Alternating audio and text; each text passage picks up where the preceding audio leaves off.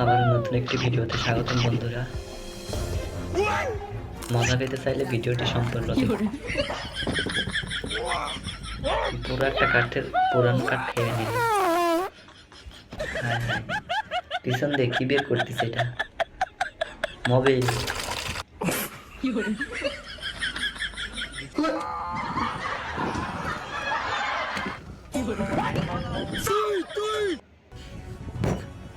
সে কি করে দেখা যাক। মাই গড, শাক। এই শাকগুলো আবার কি করবে?